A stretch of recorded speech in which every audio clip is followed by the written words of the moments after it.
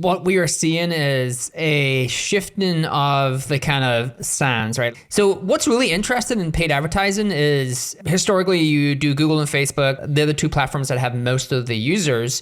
And what we've seen is those kind of rates or CPMs go up a lot more. I had some really good data on AdWords where I think it went up 101% over the last year or so. So it's got much more expensive because everyone is there. And then you have all of these kind of privacy and data laws coming in that make it much more harder to do paid advertising.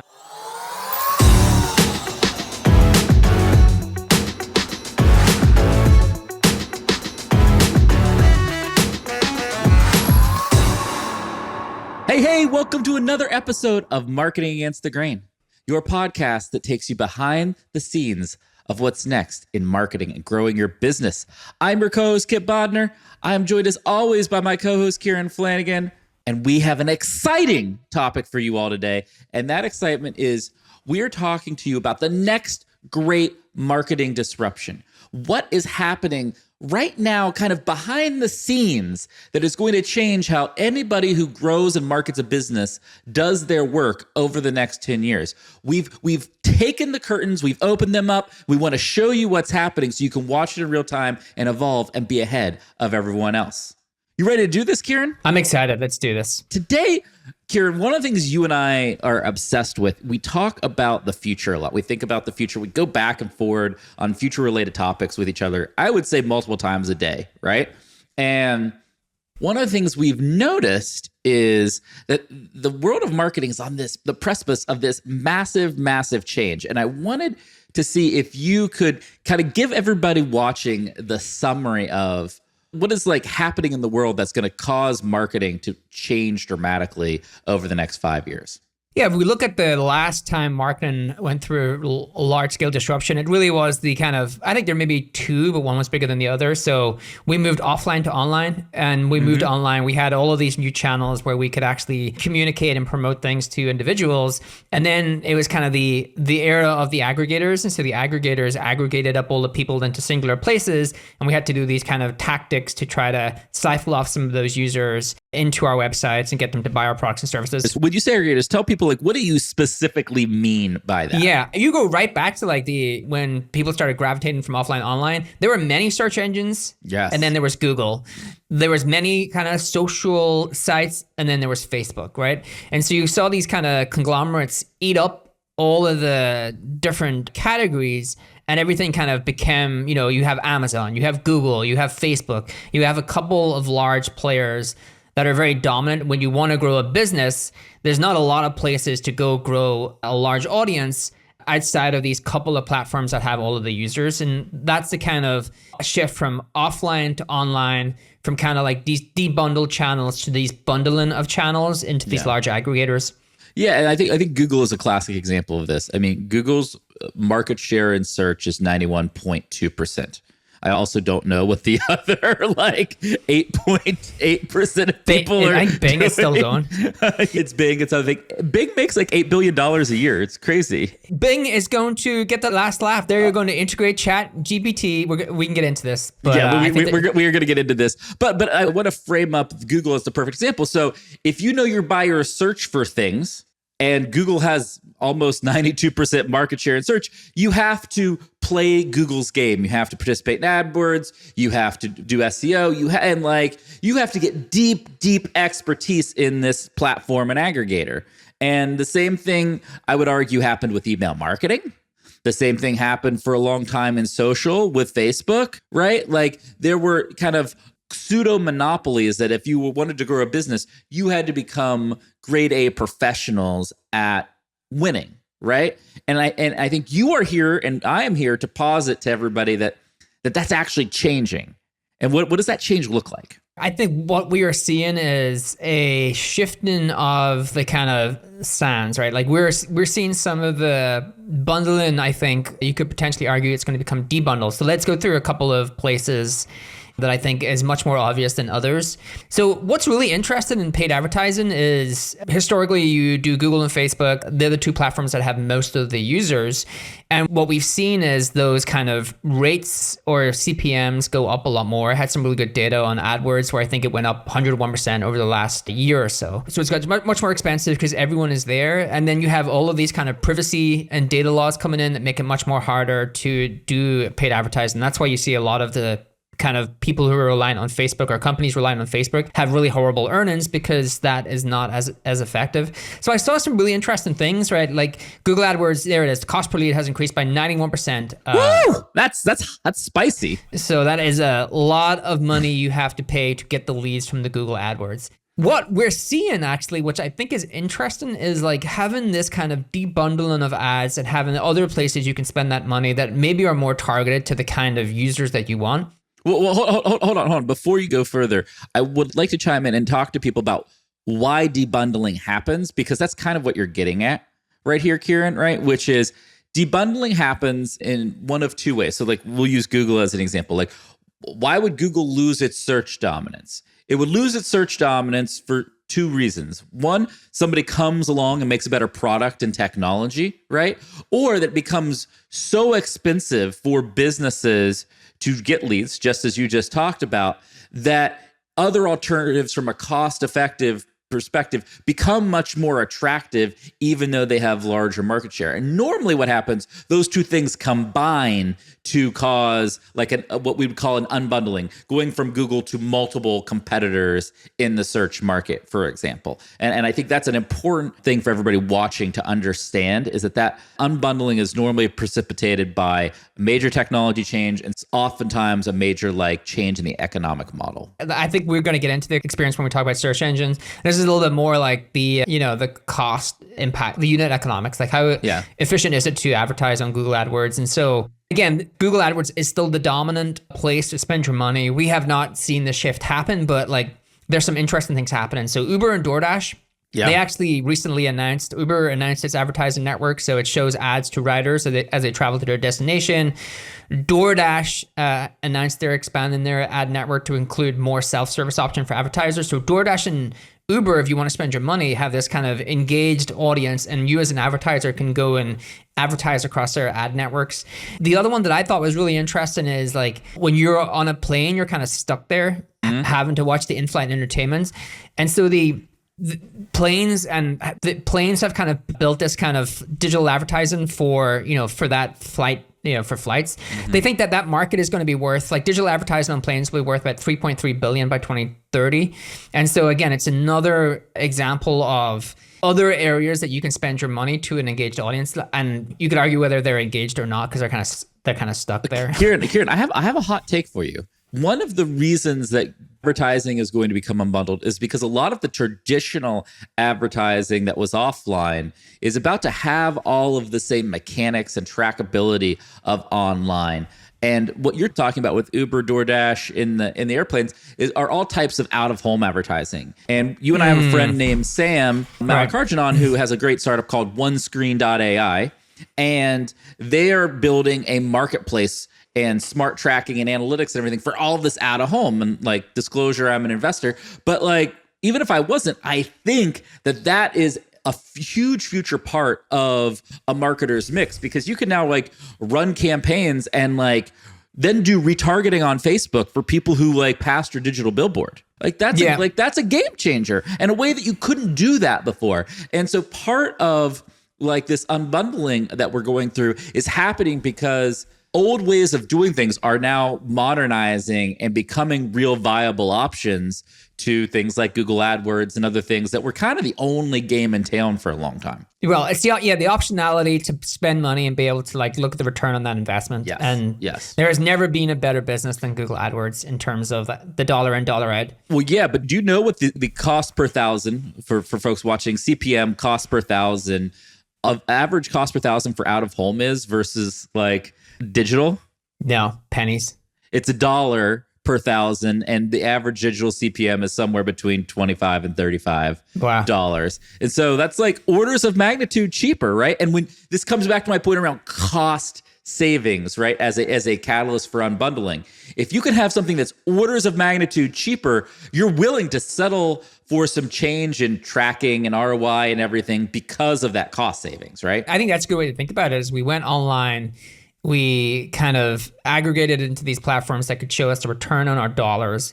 Google AdWords won that battle, and we really didn't spend money on offline because it was not as trackable, but technology has caught up and we will have more optionality. And I think optionality is really good, because I think the biggest problem for a lot of businesses and marketeers right now is the lack of optionality in terms of how you can actually use different platforms to grow your brand. Yeah, the reason from the marketing side of things that everybody should be excited about this next wave of marketing, this what you and I call like the great unbundling, and how competition is going to come back and more channels are going to come back to marketing over the next 5 to 10 years, is because this last era turned marketers, you and I have talked about this, into boring knob and dial turners. It's like, cool, I have this perfect math and I'm going to kind of tweak my math and it's going to be perfect. But it took all the creativity out, first of all. And now also in like 2 years, AI is going to turn all those knobs, and like you're not going to need marketers to turn the knobs and turn the dials. And what's going to be left and what's going to be really important is the creativity, the storytelling, the value. And the last one I thought was really interesting. So it's good news for Netflix, actually. Let's do this. There's going to be like more, I think, options on these free to stream ad-supported TV networks. Yeah. And so Yep. they have this really cool study where they found that 23% of US users often click on ads and buy products when they see them advertised on those free to stream services. And so that's where Netflix is moving. They'll have a freemium version. They'll monetize that freemium version through ads. And I think they could actually make a bunch of money and give marketers another way to reach audiences. And the cool thing about that is, like, you can imagine you'll get a pretty good idea of your ideal customer profile and the types of shows that they watch and the types of data that Netflix will be able to give you. And that could be a really impactful way to advertise in the future. And again, I think the more optionality we have, the more fun things are. I agree. But also, like, as an aside for everybody, isn't this kind of depressing that we're really just reinventing cable television? It's like we had all these cable channels that served us a bunch of ads and we paid a membership fee to watch. And then we're like, oh, cool.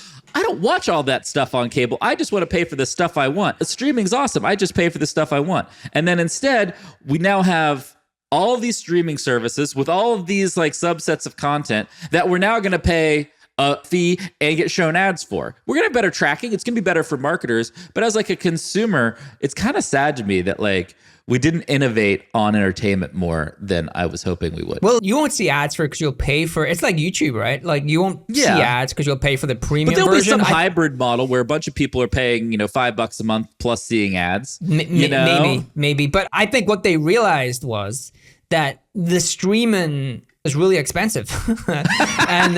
and what they were able to fund that and outgrow a lot of TV, or do better in TV stations through like VC funded capital, but they weren't making actual money.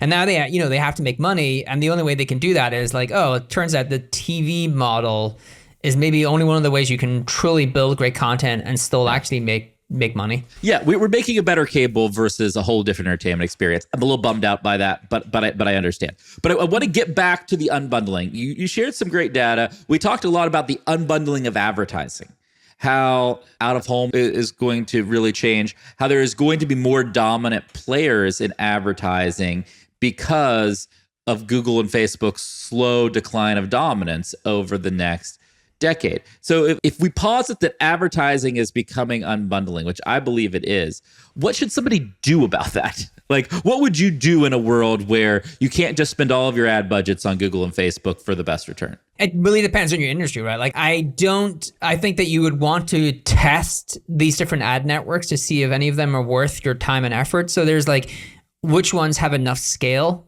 and which ones have really good unit economics, because some of them are going to be too small for the amount of audience that you need to reach. But it's really like dependent upon if you have a certain industry that you need and you have a certain demographic that you need to reach. Some of these different ad networks could start to spring up and be much more targeted in terms of how you can reach those people than the Google and the Facebook machine. Kieran, I want to give everybody watching my hack for this.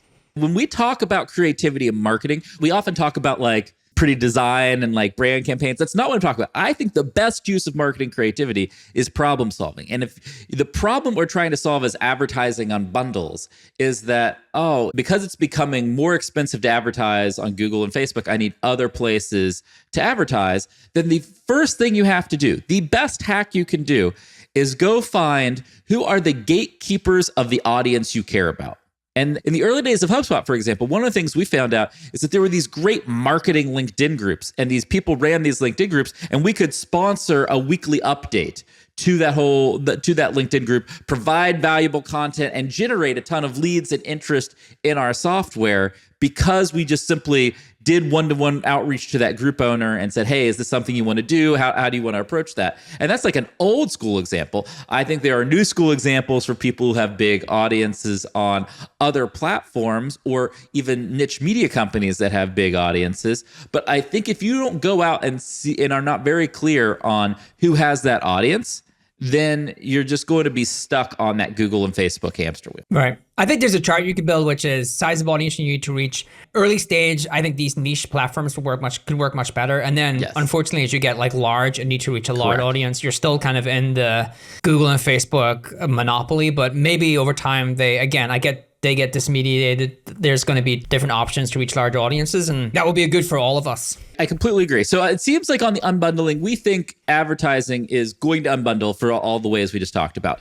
When we get to search, like the biggest news that is happening on the internet right now is GPT chat from OpenAI. And one of the very prominent conversations around it is like, wow, this AI chat is way better at answering questions than a Google search result page. And like I even saw like somebody was trolling Google, making fun because like the big Google search like innovation that they released. Kieran, did you see what they did on Google search? I didn't see no. You can now do infinite scrolling on Google search. I did see that, actually. I did see that. That is an innovation for Google on search. It's an innovation for Google on search, but it's the complete opposite antithesis of the trend that you're seeing with AI, ability to provide deeper, more contextual answers. Are the ads sticky? If you scroll to the ads, they have to be perma-scrolling ads. I haven't looked at it yet.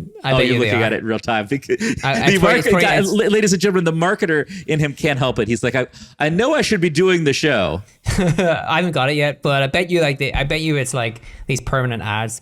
Yes, I think as they roll it out, you will see just the reason they're doing that. The infinite scrolling is definitely for monetization in ads, and that's the other important point on search. As things unbundle, and as companies lose market share, the thing that they always do is try to squeeze their users for more money. That always happens. And so what's going to happen is your organic search traffic from Google is going to go down. And it's going to go down because they're going to cram more and more ads on that search engine result page as they lose market share. Right? And if search unbundles, like that is what's going to happen. Do you agree with that, Kieran? I think Google have always had to try to like figure out a fine balance between user experience and paid ads. Ultimately, they just want to give the user the thing they care about in a single click. But I think anytime you've seen Google miss numbers, it does seem to correlate with more advertising. Like the YouTube, someone posted that they were on YouTube, I think this was after the latest earnings where they were not that great. And they saw like 11 ads or something on, and I don't know what kind of sicko has free YouTube in the first place, but this person was using free YouTube, but they had like 10 or 11 ads they saw in a 10-minute video. So I think they're always trying to be as aggressive. I think they want to be as aggressive as they can, but they always have to find the balance with user experience.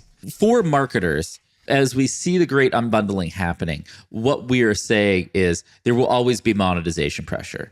In any aggregator, whether it be Google, whether it be Instagram, Facebook, TikTok, what have you, as that aggregator has monetization pressure, it gets harder and harder to do or get organic or free benefit. Do you remember, Kieran, when you could do free marketing on Facebook? When like there was actually organic marketing on Facebook? Yeah. I remember that was a thing. That happened. I think Elon's going to do that on Twitter as well. I think he's going to like force you to pay the subscription by making whoever subscribe get far better organic visibility, visibility the same way Facebook algorithmic preference, basically. Right. So the second part of this is search is going to unbundle, we believe. And it might be because of It will likely be because of evolution and artificial intelligence, but it's also because of just how and what people are searching for. Like you and I have talked about in the past that Reddit is becoming a primary search engine for us. YouTube's becoming a primary search engine for us. TikTok, other channels that have different types of content that can answer specific types of queries and questions better. And really the use cases of search are becoming far more fragmented, right? It's actually interesting. Like, I think people for years have thought about, hey, will Google ever get disrupted by another search engine? And I don't think they will, but I think they will get disrupted by someone who creates a new category of search and makes the current search experience looks very antiquated. And I think that video is one of those things, like TikTok is one of those things. I think Reddit is one of those things, which is like search through community. And I think GPT is one of those things, which is, why would I ever, like in a couple of years, you could argue that people will think, why did I ever go to another site to like search for things when I can just have this assistant who's like ever present and who is like available all the time that can just tell me things? And I've seen some really interesting people tweet that they've replaced half of their time on Google already with ChatGPT, and it's only been out for like 2 weeks, so it hasn't even started to go through the amount of evolution. Now, I do wonder how long they'll keep that for free. I think Sam Altman, who's I think the CEO of OpenAI, was saying it does cost them a certain amount of pennies for every single search or every single question asked. Yeah. And so there is a real cost to the freemium tier of that, but it's pretty incredible. Look, if you, Sam, we will happily be beta testers if you want to try your own modern version of AdWords within GPT chat where you want to do sponsored recommendations. Kieran and I are right here. We'll be your first advertising customer. So sign us up. But that, Kieran, I was talking to a friend of ours, Brad Coffey, and that's the question he posed, which is like, what does the next AdWords look like? Because the dominance of AdWords was so huge for marketing, right? What does the next AdWords look like in this kind of unbundled search world? And I think it's going to be similar in that there's going to be like sponsored inclusion, but it's just a question of what that looks like. And I think GPT chat has the best opportunity to deliver a modern AdWords experience in a way that some of the other platforms, whether it be Reddit, TikTok, other things, aren't going to be as able to deliver. I actually don't know if we're going to see an AdWords for GPT because a couple of reasons. Ooh, I love this. This is a spicy take coming in from you, Kieran. You don't need one conglomerate to own search in this world because you can just build models on top of the OpenAI model, right? And so you actually could end up with tons of different assistants that do search in a variety of ways. And so I don't think you need to monetize through ads. You can actually monetize through a subscription because you're servicing a smaller segment of the market with a search experience for that market. I completely disagree with you. All those people who build on the OpenAI API, they're going to want to have a freemium business model. You're the product-led growth guy. You love freemium business models, and you could you just said that there's real cost to running queries on OpenAI for OpenAI, which means they're going to mark that up, 50 to 100% for everybody else, which means they're going to have some ad-supported free tier for those products. It depends. You can take the free tier and look how much that free tier, how many users it brings in, and then have an LTV to CAC model of how many upgrade, and it just could be your marketing channel. Like you could just have that as my marketing costs. My marketing costs to acquire a user a certain number of free chats. It's cute that you think the modern capitalism. It's cute. You think modern capitalism would let a company be like, oh, those economics are good, we're fine, versus, oh, you know what would make those economics better? Let's put ads in, baby. Every freemium tier has a cost to it. It has a cost because there's a certain number of people working on that free tier. There's a certain number of costs to the product. There's a certain number of costs to the AWS that you're paying. And what I'm saying is, if you had the ability to take that cost away, you would. But we don't, because ads sometimes are not the right model. Like it's sometimes not a good model for the freemium tier. I agree with that. I'm saying in some of these situations it will be, and I don't think you're utopia where like ads is no longer a kind of monetization channel for these businesses that build on OpenAI. Like I just fundamentally disagree with it. I just don't see you having a great ad experience within a chat panel where you can actually easily tell the AI to stop sending you anything that's paid and promoted. Like I can literally just say to my AI, give me all the answers and never put in any kind of form of paid advertising. So you think we live in a world where we are smart enough to build an AI to answer really hard, complex questions, and we can't figure out how to create a good ad experience for it? I just disagree. I don't think we're going to need an ad experience. I think we're going to have a multitude of different chat experiences that can monetize much better through subscription. Well, I think we'll find out over the next year, my friend. We will find out. We'll come back to this. And one of us is clipping this debate out and putting it in the other person's face. It's just a question of who that's going to be.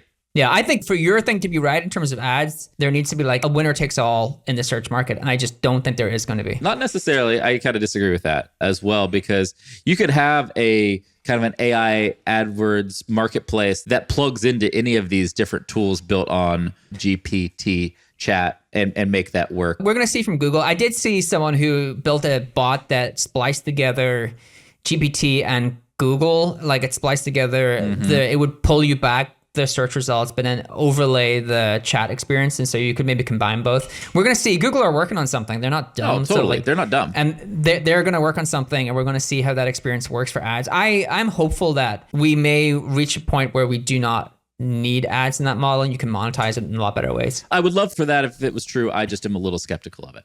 Okay. So I think we want to have a fight about something else now, which is the unbundling of messaging. So it used to be that email marketing was the game, and that if you were a marketer, you had to do email marketing. Email marketing is how you monetized and converted your users in a really effective way. And I would make the argument that email is also unbundling, because we now have businesses interacting with their customers and prospects on WhatsApp, within DMs of given social networks, within SMS, within iMessage. That is a pretty massive unbundling of how we communicate one-to-one, one-to-many with our customers. But you disagree. Paint the case for why email might not be unbundling. Nothing will ever kill email. We've had social as killing email. We had messaging as killing email. One wild stat is like Facebook really dominate messaging. If you add up WhatsApp, Messenger, and Instagram, they have 7 billion active users per month across those messaging platforms. But why do I think email is... I do think there's like unbundling into messaging, but messaging is additive, not cannibalizing email. And so when you look at usage of email, it has just like been there growing year on year, year on year, year on year. The social thing didn't matter. The messaging thing didn't matter. The number of users growing just keeps on continuing to grow. But I do think everything you mentioned is additive to email. It makes email is not the only comms channel you should implement within your marketing. You should have a variety of tools, especially WhatsApp. Like if you're in India, well, that's the whole point I'm making. You're just agreeing with me then. No, I'm not agreeing with you, because unbundling means that the unbundling cannibalizes the core thing. Does not, it's not additive. It's actually cannibalizing. I'm saying that messaging is not cannibalizing Kieran, email. do you want to go talk to some people right now about how their email open rates and click-through rates and engagement rates are doing? Oh, and also the data they can get from that because of all the Apple privacy changes, they suck. But that's the same thing when you think you can get, man. They are going down. Messaging has to abide by the same laws as email. That's what are you even talking about? That's not true. Yes, it is true. Privacy laws, like how you have to get the same contact details, all of those things in the same way. You can't just say, well, I'm going to bypass EU laws because I'm going to do messaging instead of... like WhatsApp and everything is bundled app experiences and have their own tracking infrastructure and engagement infrastructure and are mobile first. There's a bunch of different aspects to email. Like email is an older technology, and a lot of the tracking in email is cookie based. And we are going to live in a world where cookies are no longer a method of tracking long term. And that inherently is going to put email at a disadvantage. I would argue that the reason that email rates are going really down and are worse than ever is not because of the tool, it's because of the over usage of email as a spam tool. Like it's like not that email is a bad comms tool, it's just that people use that to a point where it turns people off. And messaging is going to be worse.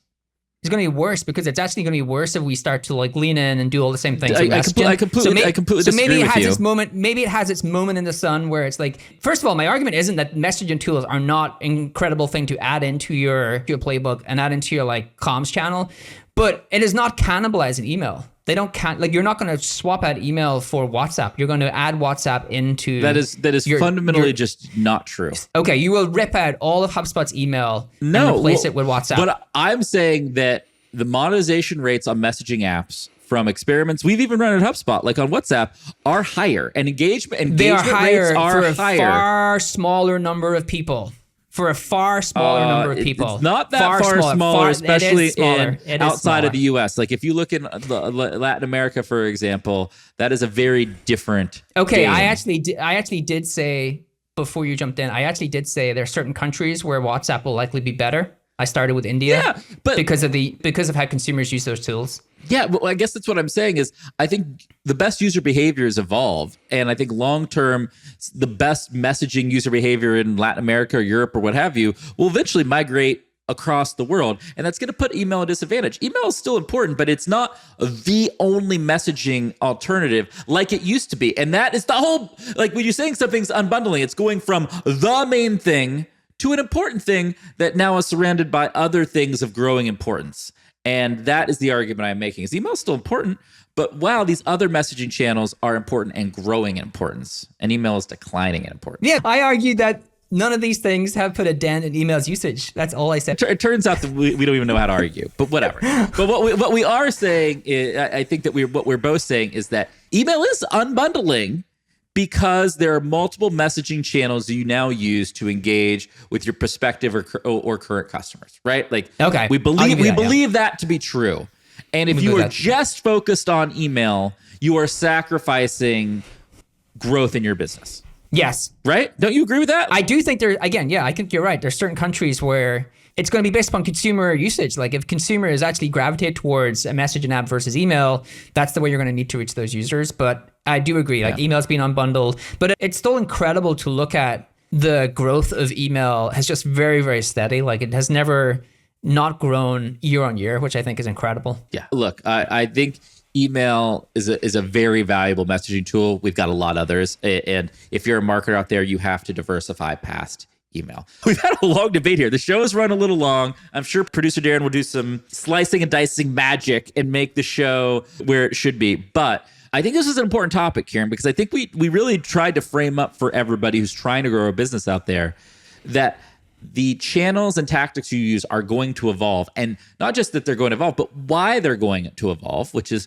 this disaggregation, this unbundling of these channels. And let's go through real quick here at the end. Our advice on ads were like, hey, ads are unbundling. Think about non-traditional, lower cost ad channels like Out of Home, and look and find where there is audience in your market. Who are the gatekeepers of the audience in your market, and how do you partner on a sponsorship like advertising basis with those folks? Like that was one. On the unbundling of search, what's our advice to people there, Kieran?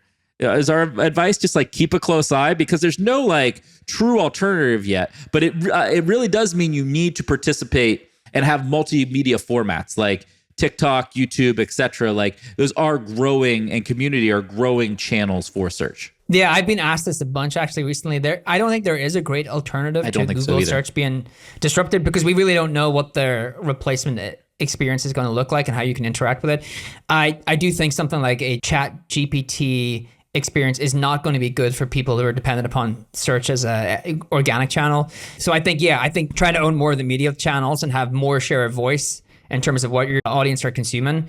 But that is like definitely going to be indirect monetization versus direct, which I think is going to be problematic. I completely agree. And then on messaging and email, hey, email is still important, but if you are only doing email, you are sacrificing some growth opportunity. And you want to look at your audience and say what other messaging channels, whether it be WhatsApp, SMS, iMessage, whether it be direct messages on other social platforms, if you have a big social following, like make sure you have the right diversified messaging channel to kind of counteract declining engagement rates on email. Yeah, I think 100%. It's really just how consumers like to be or interact with each other and brands. And I think in different countries that is changing very rapidly.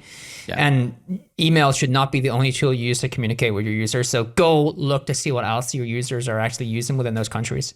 I love it. We argued, we fought, we talked about the future, basically all of our favorite things in one show. I love it. And we will be back with everybody on another episode of Marketing Against the Grain very soon.